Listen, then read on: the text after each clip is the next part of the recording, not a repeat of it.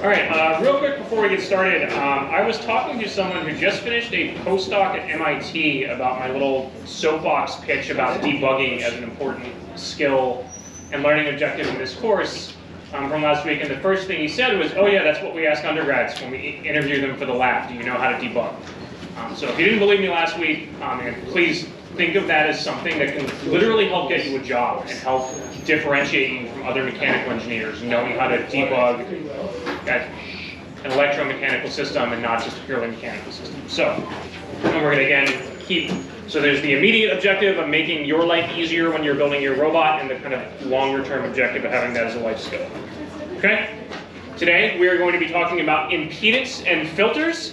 File this on the growing list of things where, like, yeah, the math is kind of boring and annoying to learn, but you should know what these things are. Okay, when you go out into a job and somebody says high pass filter, low pass filter, or you look at a data sheet and see the word impedance, you don't just want to be like a deer in headlights and have no idea what people mean when they're talking about filters. Okay? So, we are going to define a new magical quantity called impedance. Okay? This is literally an imaginary thing made up by electrical engineers just to piss us mechanical engineers off. Okay?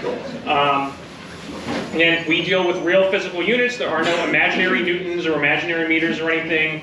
Impedance is kind of based on math with imaginary numbers, and the way I'm going to qualitatively describe it is it's kind of like resistance, but for when we're talking about alternating current. Okay, and that hopefully will kind of make more sense as the lecture goes on. So impedance, we're going to use the variable z.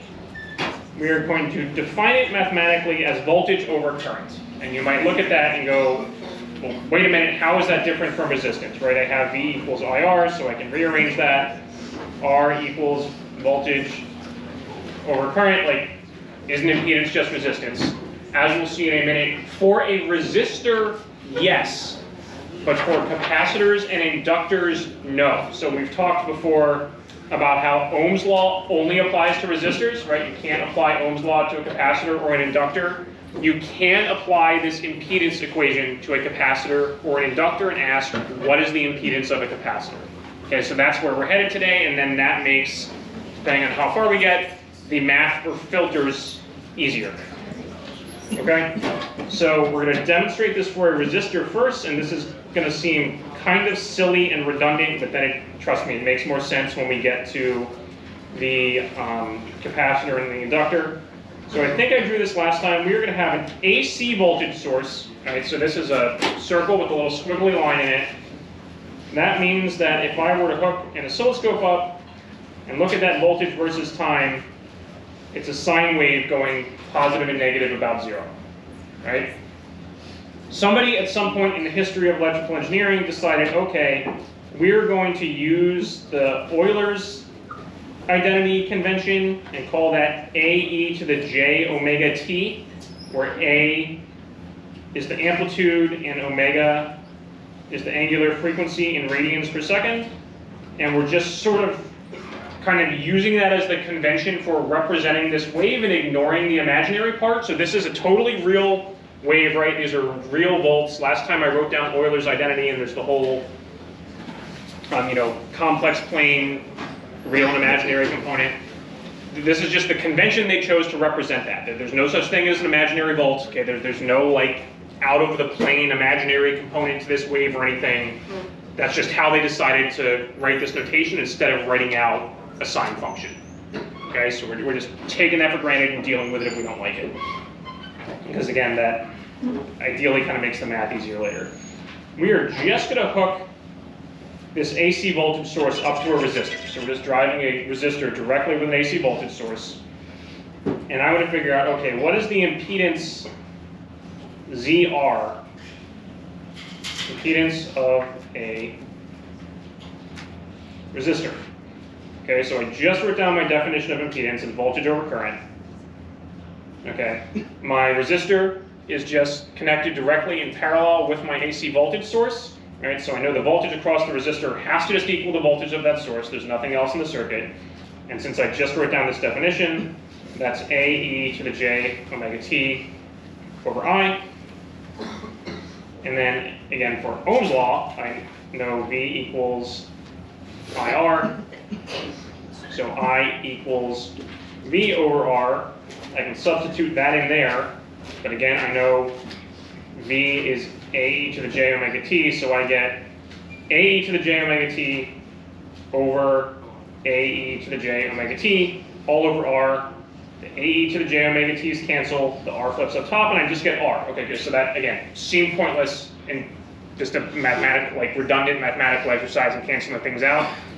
The impedance of a resistor is just R, just the resistance in ohms. Okay, again, you don't have to worry about that silly derivation in the future. You just have that written down. This is the impedance of a resistor. What we're going to see in a second is it's a little more complicated when you do it for a capacitor. Okay, so again, as far as, if you look up your multimeter, sometimes data sheets like the multimeter or the oscilloscope will say input impedance instead of input resistance. You can basically just think about it kind of like resistance in ohms, but again, it also applies to AC circuits. So if we do that for a capacitor, same setup.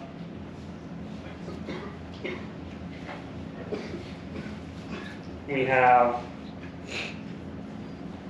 an AC source, Vs equals AE to the j omega t. We're going to hook that directly up to a capacitor this time, capacitance C. And I want to figure out, okay, what is the impedance of a capacitor? So that's going to be the voltage over the capacitor divided by the current through the capacitor. Again, the capacitor is just in parallel to the source, so then that's the voltage of the source over the current through the capacitor. I know that equals AE to the j omega t over the current through the capacitor, but remember now I have my capacitor equation. For this, I know IC equals C dV C dt, right? So I can plug that in there. I'm going to write out all the steps here. AE to the j omega t all over C times D VC dt. But I know the voltage across the capacitor is equal to the source voltage, so that's AE to the j omega t over C times D dt, AE to the j omega t. So if I take that, I'm going to come all the way back over here now, and make sure I get this right in place of my notes. Take that derivative, now I get AE to the j omega t over C. When I take the derivative, the j omega comes out front, j omega e to the j omega t. Cool. Now some stuff cancels, but not all of it, right? Like the AE to the j omega t cancels again, but this j omega that came out in the derivative didn't cancel. So now I get 1 over c j omega. So the impedance of a capacitor is not just the capacitance, it's 1 over the capacitance times J times the frequency. And again, we're just kind of hand-wavily ignoring the J in there for the imaginary part. If I look at just the magnitude of this, okay, it's inversely proportional to the capacitance, but it's also inversely proportional to the frequency, which remember is the frequency of that AC signal. Okay, so I will go through this and then pause for questions because I think this is going to be kind of confusing to absorb the first time we do it. So we can look at that and ask, okay, well, what happens as omega goes to 0? Okay, if you meant to think of the frequency of a sine wave going to 0, it means eventually you have this wave that gets more and more stretched out and effectively just becomes flat, right? So a 0 frequency sine wave is like saying you just have a DC or constant signal. As omega goes to 0, the magnitude of this goes to infinity, right? So that's like saying we have a DC, or another way of saying that is steady state, right? Your frequency is going to 0, nothing's changing. As omega goes to 0, the impedance of a capacitor goes to infinity, which is like saying it's an open circuit. And we already knew that, right? From the kind of previous way we derived it, looking at, where did I put it? This equation, right? We say as the derivative of the voltage goes to 0, we're in steady state, the current goes to 0, so that's like having an open circuit. Okay, so we already knew that for the steady state case. The interesting thing here is, well, what about as the frequency gets really, really large, as the frequency goes to infinity, then the impedance is actually going to go to 0. That's kind of weird, right? Like, again, ignore the imaginary part and just think about the magnitude of this fraction as omega goes to infinity. The impedance of the capacitor goes to 0, which is like saying, and think of impedance kind of like resistance, that's saying it's like zero resistance or like a short circuit.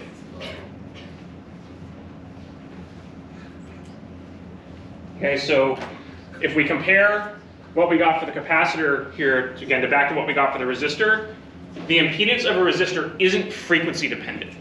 And we know that, we've talked previously about how Ohm's law is just an algebraic equation. It's not a differential equation, there's no derivatives in it. Okay, so if you drive a resistor with a different frequency input, it doesn't change the impedance, it's still just R. Okay? You change the frequency of the signal driving the capacitor, that changes the effective resistance or impedance of the capacitor. And as the frequency gets really high, the capacitor starts to act like a short circuit, which is kind of maybe weird and counter. I think the steady state thing is kind of intuitive. Like when we looked at the step response of the RC circuit, okay, the capacitor charges up and then the voltage is just constant and nothing's changing anymore. It's a little less intuitive to think of a capacitor as a short circuit. But that becomes relevant, for example, as we'll see today with filters, and also with this idea, if you've ever seen or you may see the phrase stray or parasitic capacitance. So when we draw circuits, right, we draw this little symbol that just means this is the capacitor and nothing else in the circuit has capacitance, right? But if you go back to your physics class, everything has capacitance, right? Like a single wire has capacitance to the other wires nearby, right? Your breadboard. Remember when I flipped over the breadboard and we looked at the back? What's inside a breadboard? A bunch of parallel metal plates separated by an insulator. Okay, there is capacitance between the rows of your breadboard. So we don't really deal with radio frequency circuits in this class, but as you start getting to really high frequencies in kind of the megahertz range, you can't use a breadboard because the rows of the breadboard act like a short circuit even though they're not connected.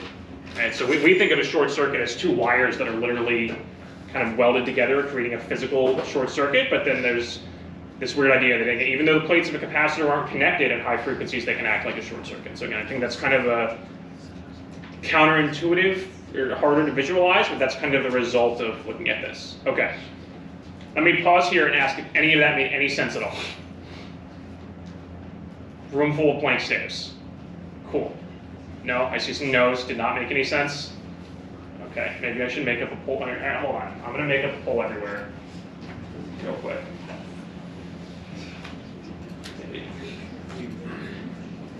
On a scale of 1 to 5, how confused are you right now?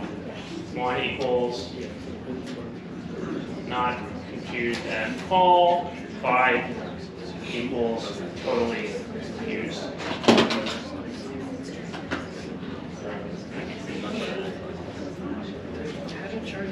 1, 2, 3, 4, 5. Okay. Activate. On a scale of 1 to 5, how confused are you right now? Where 1 is not confused at all and 5 is totally confused.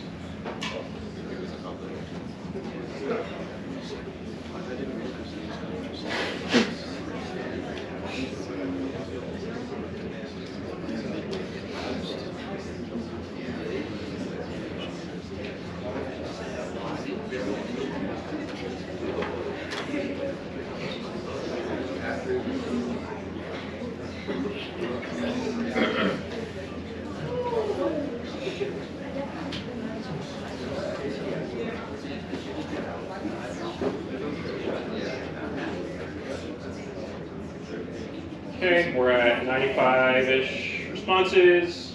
Just a second. I think the good news that I posted this on Canvas, I think I had multiple submissions enabled for the thing last time, so there weren't like 20 people not here answering from home. It was only like 3, so I was in a slightly better mood after I realized that. So again, if you're here answering, you don't really have to worry about it, but please don't do this from home, because especially this type of poll, it helps me kind of gauge how confused people are. So if you're answering from home, that can throw off the results and kind of mess things up. So I'm going to deactivate. 3, 2, 1. Responses. Okay, we have a pretty normal distribution right around like somewhat confused, right around 3. So we've got, but we definitely have some very and extremely confused.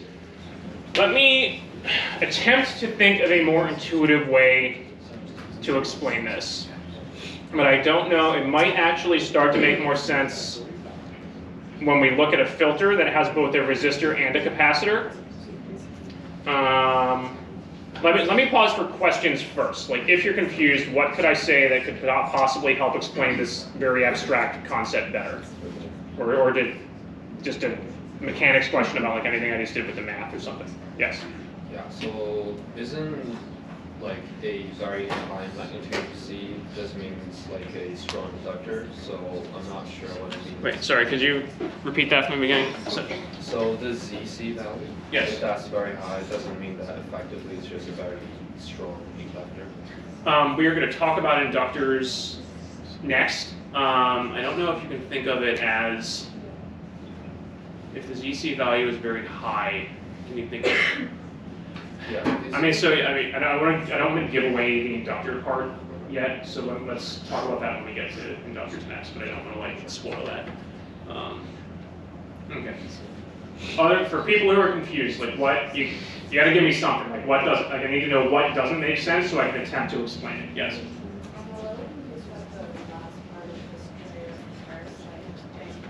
Oh, it's the Strayer parasitic. So the question was the Strayer parasitic capacitance thing. So, when you build a circuit, right, you pull a capacitor out of your kit, right? We say this capacitor has however many farads capacitance, right? And then when we draw the circuit diagram, this is called a lumped parameter model, right? Where we draw this ideal model with individual components connected by ideal zero resistance wires. Right? But in reality, if I go build this circuit on a breadboard with jumper wires, this wire has a little bit of resistance to it, and it has some capacitance to that wire over there. Right? So the ideal model is just, here's my resistor, here's my source, and it is connected by these magical wires that have zero resistance, zero capacitance, and zero inductance. But in real life, again, we talked last time about inductance, right? A straight wire with current flowing through it has a magnetic field around it. So even a straight wire has some inductance. Okay, a coiled wire has a much bigger inductance such that this tiny inductance is usually negligible, but it's not zero. Same thing with, if I have two parallel wires, even though they're not plates, right? So there's a very tiny area, right? If you have two plates that are really close together, that is a really, really high capacitance. Technically, there's a non-zero capacitance between two wires like that. So the phrase stray or parasitic capacitance just refers to kind of that extra capacitance, inductance, and resistance, and all the other parts of the circuit that we can usually get away with ignoring, except for here, for example, as the frequency gets really, really high. So again, think about, even if this capacitance is really, really small, if that frequency gets really, really big, then it's no longer infinite. Okay? Yes? Do only things that have alternating current have an impedance? The question was, do only things that have alternating current have an impedance? No, because of this. You can still ask what the impedance of something is as the frequency of the alternating current goes to zero. And again, the frequency of an alternating current with frequency zero is kind of the same thing as just saying direct current, because it's not changing. So, again, you could, like, a capacitor has capacitance that that's separate from, so for a resistor, right, the resistance just has units of ohms, and then the impedance also just winds up having units of ohms, right? For a capacitor has capacitance in farads, but then the impedance winds up being whatever these units are, right? So impedance is kind of this nebulous, I think those, again, there's no such thing as an imaginary ohm, but impedance kind of also works that you can think of it like resistance intuitively. But again, technically that's a complex number, whatever, but you can just kind of still think of it like in ohms, even though it's for a capacitor. And I will say the same thing for an inductor in a minute. Yes? Can you have infinite impedance but still have a current flow? Can you have infinite impedance but still have a current flowing through? I think I guess if you look at this equation, right, where if this is infinity, if you have a non-zero current, then you would need to have infinite voltage. So mathematically, just like we've talked about how you have, don't die me now, pen. Say a battery where you connect it with zero resistance, and even with constant voltage, you could have, technically, if there was zero resistance, you would then have infinite current. Kind of same thing here, where mathematically, if this is infinity, and you want your current to not be zero, then you would need infinite voltage. So mathematically, yes, but in reality, no. So if that's the case, then suppose there was a switch from the battery to the capacitor, and then it's open, you close it. Mm-hmm. What is the state? The capacitor has infinite impedance, but wouldn't there still be current? The current would start at zero, right? So when we looked at, so the question was if you do, let me cram this over here. Kind of what if you have this, where you close the switch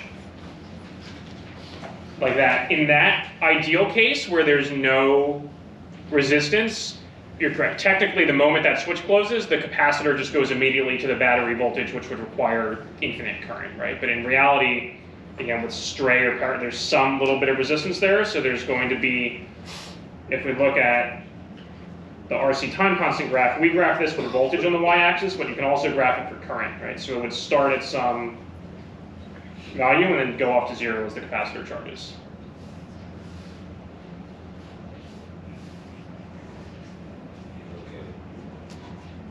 Okay, like I say, I think that we can come up with mathematically weird, so I guess maybe it's misleading to talk about, there's mathematically weird edge cases where you go to infinity or you have instantaneous changes in opening and closing a switch or something in the ideal case where there's zero resistance. In practice, what we're going to see later today is when we add a resistor to make an RC filter, then we don't have to worry about those kind of weird edge cases. So I think we could probably come up with a list of more hypothetical what-if questions, but I don't want to go too far down those rabbit holes because they're not going to matter in terms of what you're actually doing on homework 3 and doing filters.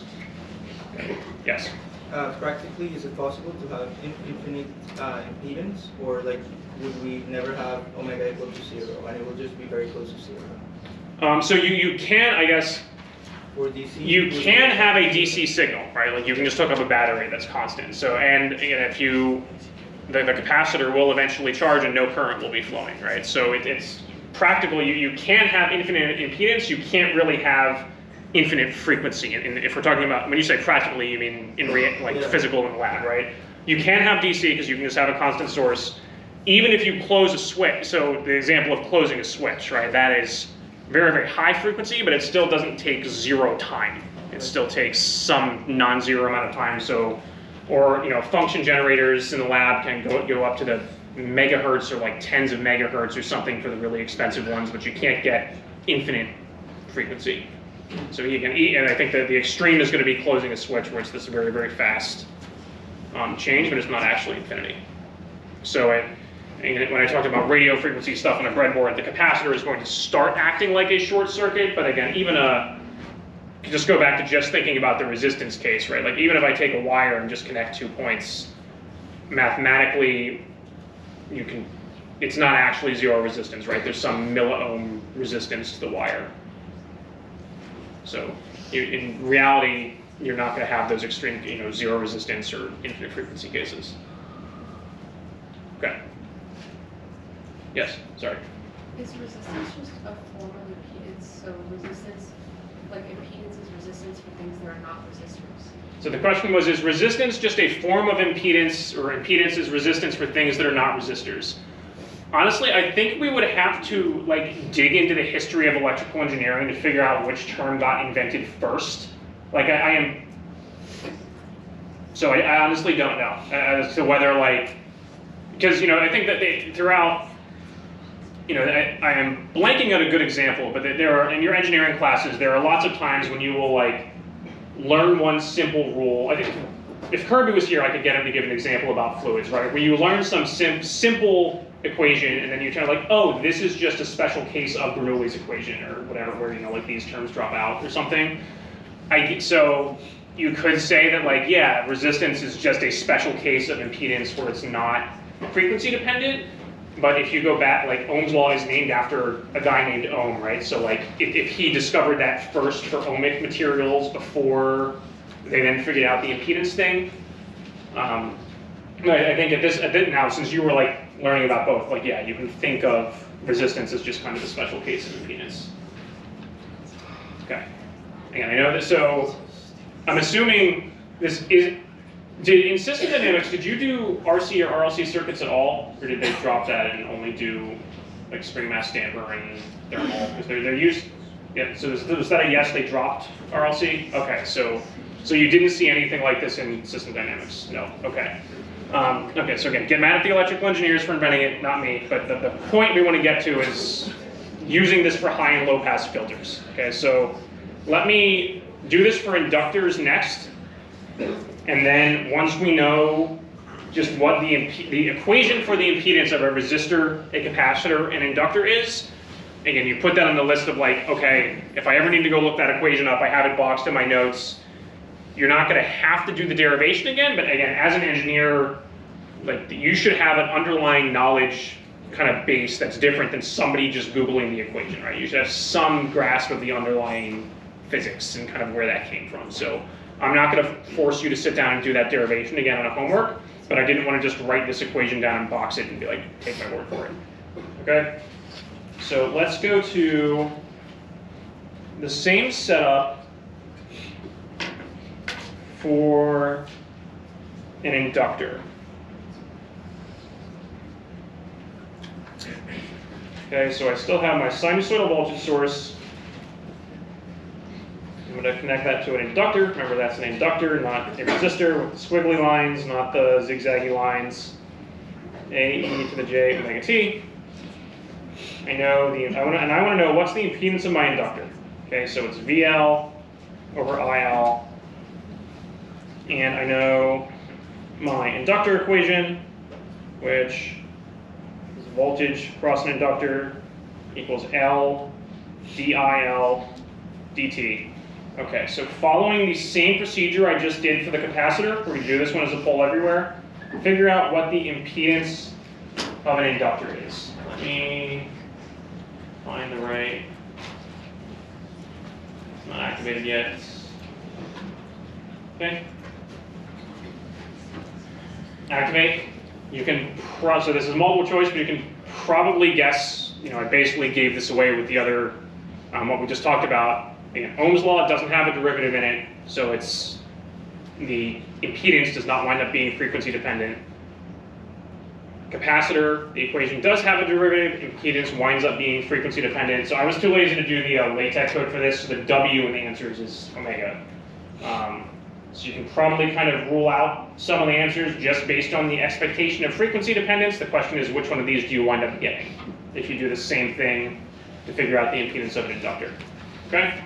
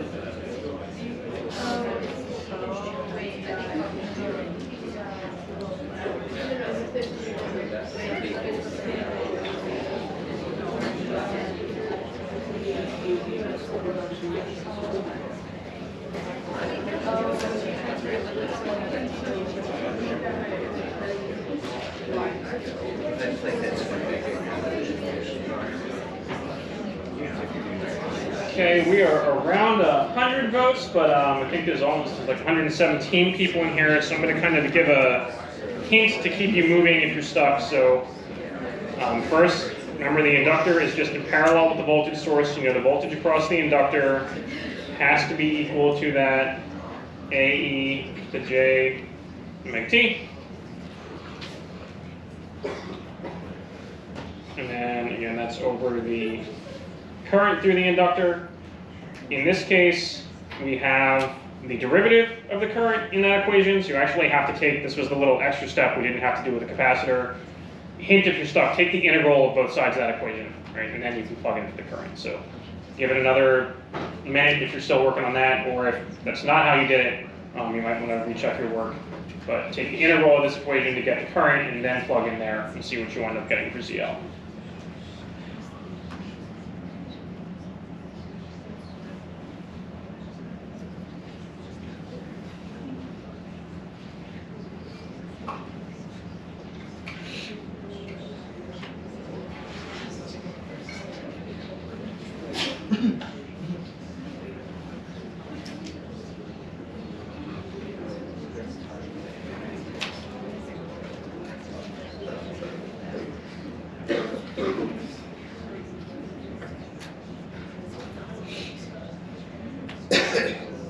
Okay, I'll give it like another 30 seconds because I want to have time to wrap up the impedance stuff and start talking about filters today.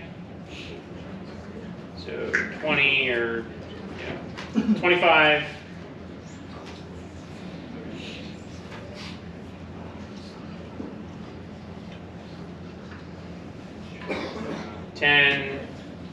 At this point, if you have no idea, just guess with the participation credit. 5, 4, 3, 2, 1. So this time, I don't know if we have the opposite problem this time, but I counted 117 of you and only got 110 responses. So if you're like here and didn't reply, I don't know why, but okay. Okay, the correct answer was A, Lj omega. So let me go through that derivation real quick. Again, taking the integral of both sides of this one, that gives you IL equals 1 over L integral of VL. And again, we know VL is AE to the J omega T. So if you plug all that stuff in up here, you get AE to the J omega T over 1 over L times 1 over J omega AE to the J omega T. Right, all the AE to the J omega T stuff cancels again, and the 1 over Lj omega flips up top, so you get ZL equals Lj omega. So unlike the capacitor, it's not inverse, right? So this kind of gets to your question earlier about the inductor, right? Does a really, really big impedance, is that kind of like saying a really large inductance? I guess, sort of, although you're looking at the resistor, right, you could say a big impedance is also like saying a big resistance. So I don't know, you could think of it like that either way. But mathematically, again, the impedance in this case is proportional to the inductance instead of inversely proportional like it was for the capacitor. And this time it's proportional to the frequency instead of inversely proportional to the frequency. So if we look at what happens as omega goes to 0, then ZL is also going to go to 0, so that is acting like a short circuit. And as omega goes to infinity, ZL is also going to go to infinity, and that acts like an open circuit. Here, I think maybe this is a little more intuitive if you think of, I mean, last time we wrote down that chart of resistor, capacitor, inductor, and the physical analogy. So thinking of an inductor like a mass. If you think of just the classic physics example of like a sliding block that you apply a force to, right? If I just apply a constant force and there's no friction, that block is just going to keep accelerating, right? So it's kind of like a mechanical short circuit. If I apply an alternating force at a really high frequency, at higher and higher frequencies, the mass is never going to go anywhere, right? It's just going to kind of vibrate back and forth. So I don't know if you think of velocity like current, then that analogy may kind of make it more intuitive, or maybe that's just more confusing. I don't know if that kind of helps me get it. So this is again going to be important when we talk about motors. Just like another way to think about, again, inductance as mass. Mass takes time to accelerate, right? Like even if you instantaneously apply a force to a mass, the mass is going to take some time to get going. If you instantaneously apply a voltage to an inductor, it's going to take time for the current to ramp up, right? So motor, this is, again, we talked about lights dimming when you start up a dryer or a washing machine or something. The motor isn't just going to accelerate. Motor has both mass and inductance, so that's why motors don't accelerate to full speed right away, right? They take time to ramp up for both mechanical reasons, because there's inertia to the mass you need to get spinning, and electrical reasons, because you kind of need to get the current going. Okay, so questions about, I mean, if the capacitor didn't make sense, then this might not have helped, but questions about the inductor. And again, at the end of the day, the important part is that you want to have written down these three equations, right? The impedance of resistors are, the impedance of a capacitor is 1 over C J omega, and the impedance of an inductor is L J omega. Okay, so questions about the inductor one? Yes? How did you know that VL is the same as VS? Because, so the question was, how do you know that VL is the same as VS? Because this is a circuit with only two things in it, and they're just connected in parallel. So this voltage over the inductor has to be the voltage of the source. Okay, if there was a resistor in series or something, then that wouldn't be true, which we'll see next with the low-pass filter. Okay, other questions? The other little rule we're going to have written down here is that impedances in series and parallel behave like resistances. So if I have two impedances, again, I don't care if it's a capacitor, an inductor, or a resistor. If I have two in series, then the equivalent impedance is those added up, even if they're both capacitors, right? So this can get confusing, right? If I put two capacitors in series, their capacitance adds inversely. That's the 1 over blah, blah, but their impedance still adds like that. So treat impedance like resistance. Same thing for in parallel. If I have Z1 and Z2, then the equivalent impedance is 1 over Z1 plus 1 over Z2. So treat impedance like resistance. And again, we are going to use that. So sine wave left. We're going to get started on low-pass filters and high-pass filters today, and then finish up on Friday because we're going to run out of time today. But again, let me pause there because this is a weird concept you have not seen before, and I want to do my best to clarify things before we keep going. So like open floor, if you're sitting there like, what the hell is this guy talking about?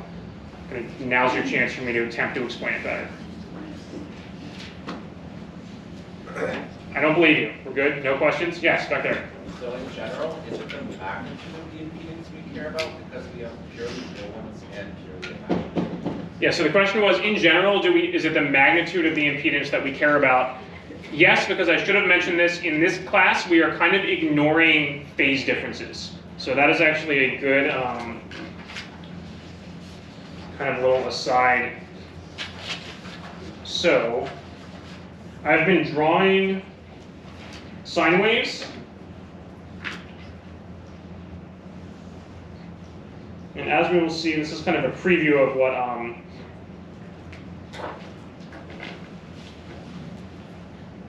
we're going to see with filters. If I have a input sine wave to a circuit and I measure an output sine wave, so we're going to see this at the end of the day and next time, the output voltage, and we saw this for voltage dividers, right? It was just constant, it wasn't a sine wave. We had a V in and a V out. The output can be shifted both in amplitude and in time or in phase, right? If you've ever heard 180 degrees out of phase, right? It means that, so let me back up. If they're in phase, I'm gonna do my best to draw this in two different colors. So those should be overlapping.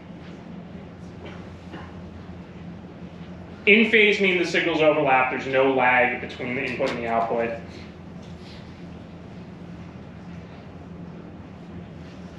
if they are completely inverted,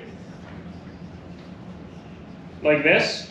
So you can look at that and think, well, okay, that's actually just the input being mirrored upside down. You can also think of it as being shifted over a whole period, right? So that's 180 degrees out of phase.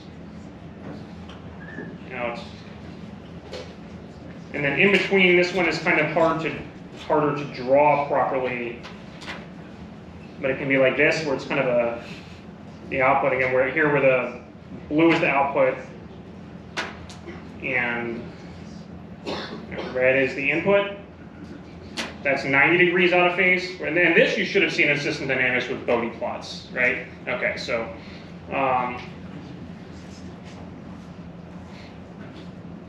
so there it's kind of in half a period or half a way behind.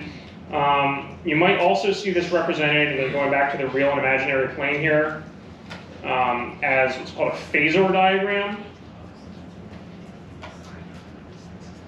where you have a vector in this plane representing, say, your input of amplitude A, and then your output is another vector, say, of amplitude B, but there's, in that case, a 90-degree phase difference between those, so that's another way to represent the sine waves. Getting back to your question of, do we only care about the magnitude? In this class, yes. In other classes or other contexts, you might also kind of care about the whole phase lag thing, and how that also affects the frequency dependence. For our purposes, we just kind of care about the magnitude. Like if you took ECE 2100, the class in here right before this, my guess is they would go into this in way more detail, but since we are doing, somebody asked me last time, like, what's the difference between this class and that class?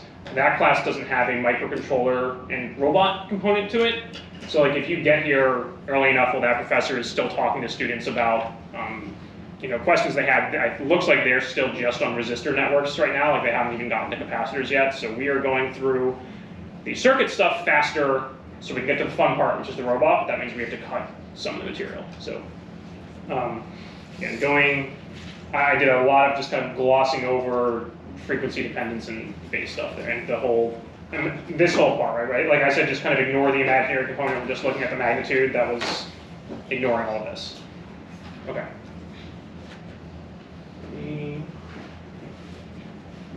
Other questions?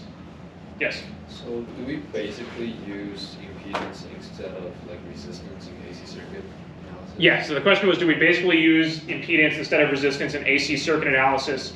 Exactly, and that's what we're going to do next. So this was kind of just the building blocks of impedance of resistors, capacitors, and inductors. Next, we are going to see what happens when you combine them to make a filter. And the way we like model the components is then basically put these imaginary resistors in series with the original component. Not in series, it replaces the original component, not in series with the original. Sorry, I'm pointing at something that's not on the document, Ken. So I'm going to answer your question by kind of getting to the next, setting up what we're going to do next lecture. If I can keep track of my pens. So what we're going to do next is look at what's called a low-pass filter. Okay, where we don't just have one thing anymore. We have a resistor in series with a capacitor that is connected to ground. We're measuring V out there. And I'm not, just like with DC circuits where I didn't always bother drawing the battery, I would just write V in, right? I'm just going to say we have an input sine wave Vs there. And that is equivalent to drawing it like this. And also equivalent to, say, drawing it like this, where, again, you should ideally know this by now, but I want to be clear that those are all the same thing, okay? I think that this one on the top left here is just the most common way you will see a low-pass filter drawn in a textbook, or if you go look it up on the internet. That one over on the right there, where both parts are vertical, is how I drew the voltage divider at the beginning of the semester, but they're all the same. Okay? Just rotating the resistor by 90 degrees doesn't change anything. Just writing Vs instead of drawing the little source doesn't change anything.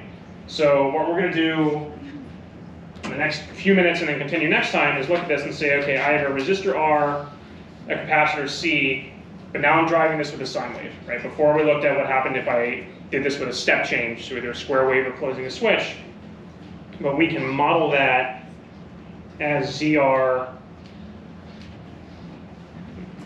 handwriting.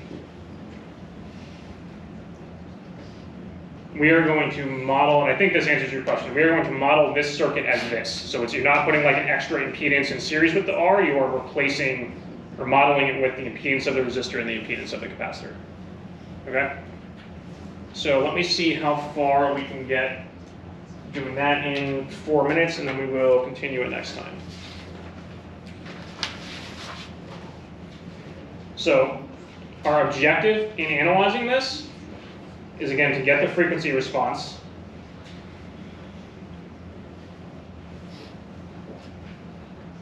Or for those of you who took system dynamics, the Bode plot or Bode diagram, whatever you want to call it, where we have one graph where the x-axis is frequency, not time, and the y-axis is going to be some version of amplitude, sometimes as a ratio of the output to the input, sometimes just the output. You know, in mechanics, the units here could be, you know, x for meters. In physics, in electronics, it's usually voltage. Sometimes it's a current. And then for the full Bode diagram, you also have a phase part of that plot, right, that shows the phase lag. We, for the sake of time in this class, aren't really going to worry about the phase part.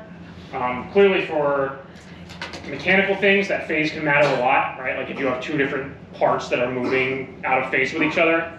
And again, in electronics, that can be important too, but for most of what we're doing and asking you to do in the homework, you're just looking at the amplitude.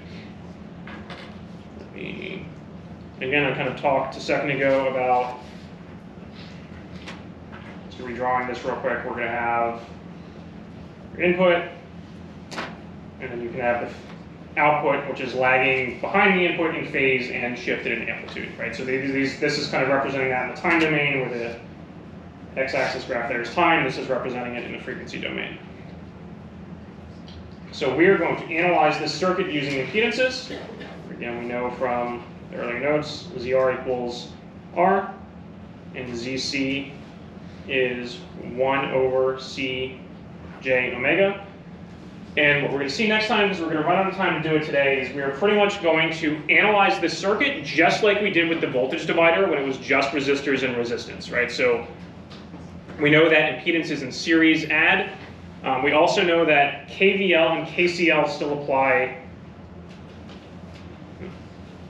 KCL still apply. So for example, I know here that these are two impedances in series. They're in series, the current through them still has to be the same, right? And they're in series, so these two voltages still have to add up to equal the source voltage. So just because we switch to impedances doesn't somehow destroy these two laws. Those still hold true. So knowing all of what we know here, how can we find an expression for V out over V in as a function of both R, C, and now omega, because this is frequency dependent. Okay, that is what we are going to pick up with next time, because we don't have time to do it today. Okay, and I'll be around for questions as always. Thank you.